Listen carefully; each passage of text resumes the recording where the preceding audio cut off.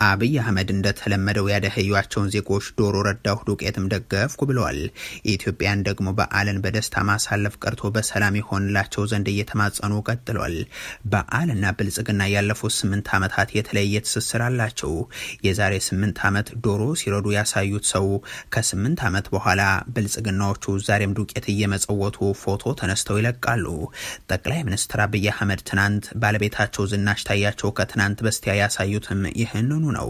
በቀጣይ ቀናትም ወጥ የሚጨልፉ ኪሳቸው ያወጡት ገንዘብ ይመስል የተወሰነ ኪሎ ዱቄት ተሸክመው ረዳን የሚል የስሎው ሞሽን ቪዲዮ ሊለቁ የተዘጋጁ ለራሳቸው የበለጸጉ ዜጋውን ግን ያጎሳቆሉ መሪዎችም አሏት ኢትዮጵያ። በየዓመቱ ዘይትና ዱቄት አሊያም ዶሮ ይዘው ቀርበው ራሳቸውን እንደ ደጋፊ ምስኪንና ረጂ የሚያቀርቡ የብልጽግናው ሹማምንት በፈጠሩት የኢኮኖሚ መስቀልቀል ተቸግረው ፊታቸው የቆሙ እነዚህ ምስኪን ሰዎችን መጠቀሚያም ያደርጓቸዋል።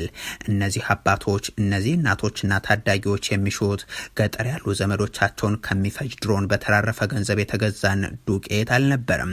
እነዚህ ህፃናት የሚሹት በዓል በመጣ ቁጥር የማስመሰል ሳቃቸውን በቪዲዮና ፎቶ አጅበው እኩዮቻቸው በገጠሪቱ የሀገሪቱ ክፍል የሚማሩበትን ትምህርት ቤት ከሚያወድም ሞርታር በተራረፈ ገንዘብ የተሸመተን ዘይትን መቀበልም አይደለም። ከ86 ሚሊዮን በላይ የተሻገረውን የሀገሪቱን የተቸገረ ህዝብ ህይወት የሚቀይር መንግስታዊ ፖሊሲም መሪን ለምኖ በልቶ ማደርን ሳይሆን ሰርቶ በላብ በልቶ መኖርን የሚያስችል ሰላም ይፈጠርላቸው ዘንድ ነው ጥያቄያቸው። ትናንት በኢድ ዛሬም በትንሳኤ የብልጽግናው አውሮፕላን ውስጥ የላችሁም የተባሉ ኢትዮጵያውያን ግን ለበዓል ድሮ ከነበሩበት በሬ ራሳቸውን አውርደው በግ ላይ አግኝተውታል። ከነበሩበት በግ ቅርጫ፣ ከቅርጫም ዶሮ፣ ከዶሮም እንቁላል፣ ከእንቁላልም ወደ ምንም ማሽቆል ቁሏል። ስንት የሀገሪቱ ዜጎች ሰላም ጠፍቶ በበዓል ከቤተሰቦቻቸው ጋር ተቆራርጠው ዋሉ። ብልጽግና እንዲነሳ የሚሻው ጥያቄ አይደለም። ምን ያክል ኢትዮጵያውያንስ በመንግስታዊ ሙስና ሳቢያ በተፈጠረ ጥረት ትራንስፖርት ቸግሯቸው መሰል ዕጣ ፈንታ ገጠማቸው? ብቸኛው የብልጽግናው መልስ ሆርሙዝ የሚል ይሆናል። ይሄም ቀርቶ ዛሬ የሀገሪቱ ዜጎች የቀደመውን ጊዜያቸውን የቀደመውን ገበያና የበዓል ድባብ የሚናፍቁበት ጊዜም ተፈጥሯል። ድሮ በግን ገዛ ነበር፣ ዛሬ ግን ሸምቶ በልቶ ማደር ተሳነን። ወይ ያጣ የነጣ ሆኖ መለመን አሊያም ደግሞ ዘራፊ ሆኖ መንግስት ጋር መጠጋት ምርጫችን ሆነ የሚሉ ድምጾችም እዚህም ዛማሉና አሁን ድሮ 8000 ብር 7000 ብር ተገዛቸው የነበሩት በጎች አሁን 35000 ይላል። 37000 በቃ ዝቅተኛው 25000 ነው። አሁን የማህበረሰብ አሁን እንኳን 25000 ብር ገዝቶ ለመብላትና ከጅራፎ የሆነ ኑሮ ላይ ሰው የማይንቀሳቀስበት ሰዓት በጣም እየተደረገ ያለው ከብት በቃ ምንም ሰው መግዛት አይችልም፣ እያየ ነው የሚመለሰው። አሁን ያለው አጠቃላይ ሸርፍ ተራ ዛሬ ሄደ የምትገዛው ነገ አታገኘው። ጠቅላላ ጭማሪ ነው። 12 ሰዓት ገብተው ከልጆቻቸው ጋር ራት እየበሉ ቡና ይጠጡ የነበሩ ዛሬ ልጆቻቸውን ማየት ናፍቋቸዋል። 4-5 ሰዓት እየገቡ ነው። ቤታቸው እኮ እየፈጨ ሆኗል። ኑሮ የከበደ ሲመጣ ከተማውን እየለቀቁ ወጥተው የአዲስ አበባ ጠረፍና ጫፍ ላይ ነው ያሉት። እነዚህ ሚድል ክላሶች በፊት ቤተሰቦቻቸውን እህቶቻቸውን ያበቁ ነበር፣ ሰራተኛ ነበራቸው፣ እናትና አባቶቻቸውን ያሳክሙ ነበር። ይሄ ሁሉ ሌክዠሪ ሆኖባቸዋል። ዛሬ ቢቻል እናትና አባቶቻቸውን ማሳከም እንኳን እየከበዳቸው መጥቷል። እነዚህ ኢትዮጵያውያን ኑሮ የከበዳቸው ናቸው። ሌሎች ኢትዮጵያውያን ደግሞ ሌላ ተጨምሮላቸው ያላቸውን ውስን ገንዘብ ማውጣት ተከልክለው እንዲህ በየባንኮቹ ደጃፍ ተኮልኩለው ተሰልፈዋል። ለበዓል ለልጆቻቸው የሚያቀርቡት ቸግሯቸው የራሳቸውን ገንዘብ እንኳን ለዛውም 500 ብር ብቻ ማውጣት የተከለከሉ የትግራይ እናትና አባቶች መንግስት በሚሉት አካል ህይወታቸውን ተነጥቀው ውሏቸው ባንክ በር ላይ እንዲህ አድርገዋል። ይህ ችግር ግን ትግራይ ክልል ብቻ የተወሰነ አይደለም። ኢትዮ ፎረም ያሰባሰባቸው መረጃዎች እንደሚያመላክቱት በአማራ ክልል የተለያዩ የወረዳ ከተማዎችም ባንኮች ከ1000ና ከ2000 ብር በላይ አንሰጥም ብለው በርካታ ነዋሪዎች አስቸጋሪ ሁኔታ ውስጥ ናቸው። የብልጽግና መሪዎች ግን ይላሉ ይህ ህዝብ እኮ አያፍርም፣ ትናንት ከዛሬ ይሻላል ይል ይሆናል እኮ። ኢትዮጵያ እኮ አያፍርም፣ ኑሮ ድሮ ቀረ ይላል። ራሳችንን የምንሸውደው ያልነበረን ትናንትና በማድነቅ ነው። መንገድ በሌለበት፣ መኪና በሌለበት፣ ቤት በሌለበት፣ ሽንት ቤት በሌለበት ምን ኑሮ ነበረ? የተወሰነ ዱቄትና ዶሮ ይዞ ለተቸገሩ ሰዎች መርዳትን በተመለከተ አንድ የስነ ልቦና ባለሙያም የብልጽግና መሪዎች እነዚህ በየ3 ወሩ ዶሮ የሚሰጧቸው ሰዎች ህይወት በዘላቂነት እንዲቀየር የሚሹ አይደሉም ይላሉ። በሀገሪቱ ዜጎች ላይ ያደረሱት ሞት፣ መፈናቀልና ድህነት መጠንን ለመርሳት የሚያስርቧቸውን የተወሰኑ ሰዎችን ዘይትና ዱቄትን እየወረወሩ ራሳቸውን የሚያጽናኑበት መንገድ ይሄው ነውና ሲሉ በማንሳት በቅርቡ ኢትዮጵያ ስትፈርስ እኛ ተጣብቀን አንቀርም፣ አብይ አህመድ እኔን ሳይረሳኝ እርሱ ይለቃል በሚል ንግግራቸው አጀንዳ የሆነባቸው ሙስጠፋ መሐመድ ጌታቸው አሰፋ የሚመራው የሚዲያ ቡድን ዘመቻ ከፍቶብኛል አሉ። አቶ ሙስጠፋ ጌታቸው አሰፋ ይመራዋል ያሉት የሚዲያ ቡድንም በአሜሪካ ቦስተን የሚገኝ ነው ብሏል። በአማርኛና በሶማሌኛ በሚናገሯቸው ንግግሮች የህዝብንና የሀገርን ግዛታዊ አንድነት አደጋ ላይ የሚጥል ከመሆኑ ባሻገርም በአልሻባብ አመራር የቅርብ ቤተሰቦች የሚማከሩት ሙስጠፋ መሐመድ የአማራና የትግራይ ህዝብ እንደዚሁም የሁለቱ ህዝቦች ታሪክን የሚያወግዙ በመሆንም ይታወቃሉ። የጻፏቸውና የተናገሯቸው ጉዳዮችን በማስመልከት ጣቢያችን ተከታታይ ዘገባዎችን ሲሰራ ምላሽ ለመስጠት ተጠይቀው ፈቃደኛ ያልሆኑት አቶ ሙስጠፋም በሀገር ውስጥ በሰጡት ቃለ ምልልስ ለ150 ዓመታት ሲገዙን ነበር ያሉትን አማራን ማሸነፋቸውን፣ ይሁን እንጂ የተሸነፈውን ኃይል ትርክቱንና ሚዲያውን ይዞ መልሶ ስልጣንን ከብልጽግና ሊነጥቅ እየታገለ ስለመሆኑ በናይሮቢ መናገራቸውንም ክደዋል። ምንድነው ናይሮቢ ደግሞ 150 ዓመት የአማራ የገዛን የተባለው ውሸት ነው። የለም 150 ዓመት የሚል ቃል ከዛው ስለተወሰደ ከአማራ ጋር የተገናኘበት ሁኔታ ነው ያለው። በአማርኛ የአማራ ወዳጅ ለመምሰል የሚሞክሩትና በቃለ ምልልሱ በጅግጅጋ ከተማ ሀበሻ እያሉ እንደሚያንገላቱት የተነገረላቸው አቶ ሙስጠፋ መሐመድ ከዚህ በፊት በናይሮቢ ለሰበሰቧቸው ሰዎች እነ ሽመልስ አብዲሳም ለ150 ዓመታት ሲገዛን የነበረን አማራን ሰባብረኗል እያሉ የተናገሩትን በመድገም ለ150 ዓመት ገዝተውን ያባረርናቸው ሰዎች ተመልሰው ስልጣን ሊይዙ እየታገሉ ነው ያሉበት የሶማሌኛ ንግግር የሚከተለው ነው።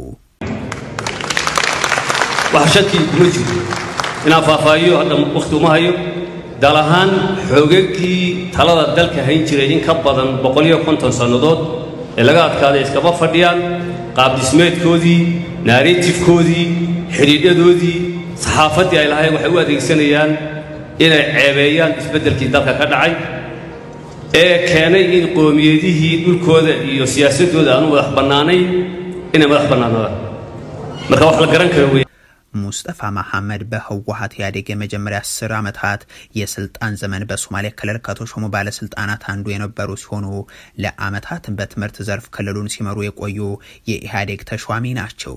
ይሁን እንጂ የመንግስት ሰራተኛ ሆነው ትልቅ መኖሪያ ቤት ሰርተው በመገኘታቸው ይህንን ያደረጉትም ለትምህርት የተመደበን በጀት ወስደው ነው በሚል ግምገማ ቀርቦባቸው በዚህም ሳቢያ ወደ ሞቃዲሾ ሄደው የቀድሞ ሹሞቻቸውን የኢትዮጵያ ታሪክና ሴትን የሚያጣጥል አክቲቪስትና የኤንጂኦ ሰራተኛ ሆነው የቀጠሉ ሰው ነበሩ።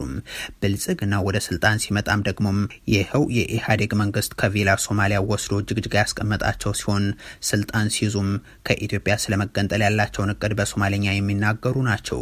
የነ ሽመልስ አብዲሳ ትርክትን ይዘው አማራና ትግራይን ለማሸማቀቅ 150 ዓመት የገዙን አባረራቸዋል፣ ስልጣን ሊነጥቁን እየታገሉ ነው የሚሉት አቶ ሙስጠፋ መሐመድ ወደ ስልጣን ከመምጣታቸው በፊት ኢትዮጵያ ጥቁር ቅኝ ገዥና ተስፋፊ ነች፣ ሶማሌ ክልል መገንጠል አለበት እያሉ ይጽፉት የነበረው ሶማሌኔት ስለተባለው ድረገጽም በቃለ ምልልሱ ወቅት ተነስቶላቸው ነበር።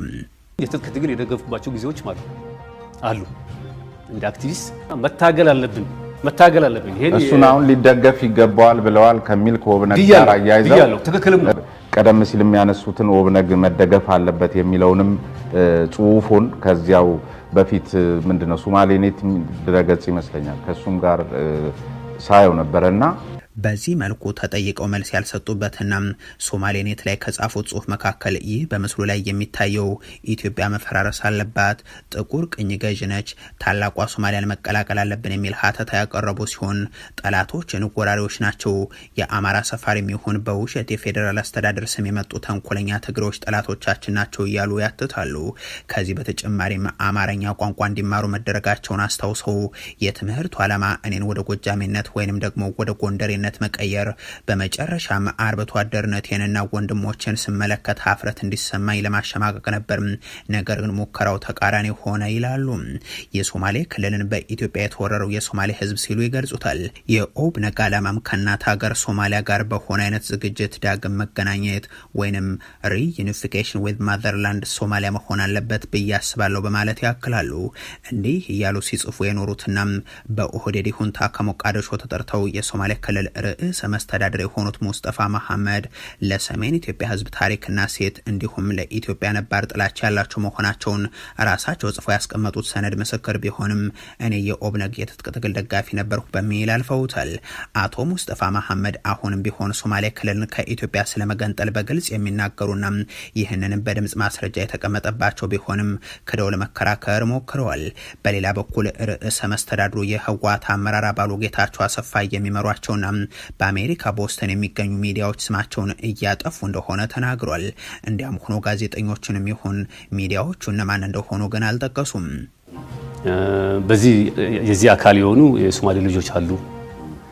በዋናነት ይሄን የሚያቀነባብሩት ጌታቸው አሰፋ የሚመሩት የህወሓት የሚዲያ ቲም ነው። ቦስተን ያሉ ልጆች ናቸው። ሙስጠፋ መሐመድ ጌታቸው አሰፋ መቀለ ሆኖ አሜሪካ ቦስተን ውስጥ ሚዲያ እንዳቋቋሙ ቢገልጹም ዝርዝር ነገር ሲያብራሩ አልተደመጡም። ከቤተኛ ጠያቂያቸውም ሀሳቡ አልተነሳላቸውም። ርዕሰ መስተዳድሩ ጌታቸው አሰፋን በመወንጀል ሌላኛው የሶማሌ ክልል ርዕሰ መስተዳደርም ሆኗል።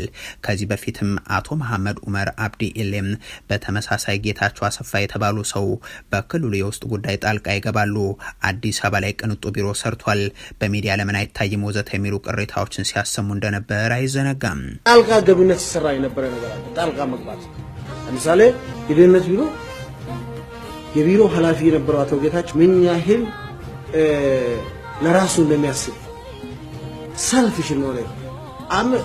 ሁሉም አገር ሄጃለሁ፣ አውሮፓም አሜሪካም ኤዥያም በለው እንደዛ አይነት ቢሮ ታይቶ አይታወቅም። እኔ አንድ ጥያቄ አለ። አንደኛ ይሄን ቢሮ ለሚሰራ ትክክለኛ ሰው ከነበረ የኢትዮጵያ ብር በአንድ ዓመት ውስጥ ከፍተኛ ውድቀት ካጋጠማቸው መገበያያዎች ውስጥ ሆኖ ተመዘገበ። ዓለም አቀፉ ተቋም ሁለት የአፍሪካ ሀገራትን ለይቶ በአደገኛ መንገድ ላይ የሚገኙ ሲልም ገልጿል። ሚራክል ውስጥ ነን የሚሉ የብልጽግና ሰዎች የሀገሩን የኢኮኖሚ ሉዓላዊነት ለውጭ ሀገራትና ተቋማት ከሸጡ በኋላ መስቀልቅሎ ሲፈጠር የሀገሩን ዜጋ በሙሉ ደምረው ተምታታብን እኮ እያሉ ሲገልጹ ይታወሳሉ። አሁን ያለው ጄኔሬሽን ማስተር ፕላን ጠፍቶበት ነው እንጂ ኢትዮጵያን የመሰለ ሀገር ማሳደግ እኮ ይቻል ነበር። ግን ጠፋብን ሁሉ። አንዱ ብሔር ይላል፣ አንዱ እምነት ይላል፣ አንዱ ኦሮሞ ይላል፣ አንዱ ምናምን ተምታታብን። በእርግጥ የተምታታባቸው ራሳቸው ያገዛዙ ሹማምንት መሆናቸው እምብዛም የሚያጠያይቅ አይደለም። ያመጡት ለውጥ ተአምር እንደሆነ በገለጹባቸው ባለፉት 2 ዓመታት ብር ዋጋው ከየት ተነስቶ የት ደረሰ የሚለውን ለመግለጽ የሚቸገሩት የ4 ኪሎ ሰዎች ማክሮ ኢኮኖሚ የሚሉት ክስተት አንድ ሌሊት የዜጎችን ገንዘብ ከእጥፍ በላይ አቅሙን አሳጥቶ እንዳደረም የሚታወስ ነው። ዘኢስት አፍሪካን ጋዜጣ የዓለም ባንክን ዋቢ አድርጎ ያወጣው ሪፖርትም ብልጽግና ለኢትዮጵያ ሚራክልን ሳይሆን መሰናክልን እንዳመጣ የሚያመላክት ነው። እንደ ተቋሙ ሪፖርት ከሆነ ባለፈው የፈረንጆቹ ዓመት በአፍሪካ እጅግ አስከፊ ቀውስ ካጋጠማቸው የሀገራት የመገበያያ ገንዘቦች ውስጥ ብር በቀዳሚነት የሚጠቀስ ነው። ከብር ጋር አብሮ የሚነሳው ደግሞ የደቡብ ሱዳኑ የመገበያያ ገንዘብ ነው ተብሏል። እነዚህ ሁለት ገንዘቦች ቢያንስ 18 እና 15 በመቶ የመግዛት አቅማቸው በወራት ውስጥ መነጠቃቸውን የዓለም ባንክ ሪፖርት ይጠቁማል ብሏል ዘገባው። በደቡብ ሱዳን የተከሰተው የሀገሪቱ የፓውንድ የመግዛት አቅም ማሽቆልቆል ዋነኛ መነሻ ምክንያቱ ያልተረጋጋ የመንግስት ሁኔታና ግጭት ስለመሆናቸው ያብራራል። የኢትዮጵያ ብር ግን በርካታ መነሻ ምክንያቶች እንዳሉት አንስቶ የማክሮ ኢኮኖሚ ማሻሻያ በሚል የተወሰደው ኢኮኖሚያዊ እርምጃና የተመራበት መንገድንም አስቀምጦ ዛሬም ያሉት ያልተፈቱ የጸጥታና የንግድ እንቅስቃሴ ችግሮችንም አብራርቷል። በእነዚህ ሀገራት በቀጣይነትም የመሻሻል ሳይሆን የመባባስ አዝማሚያዎች መኖራቸውንም ጠቅሶ በስጋትነት ፈርጇል።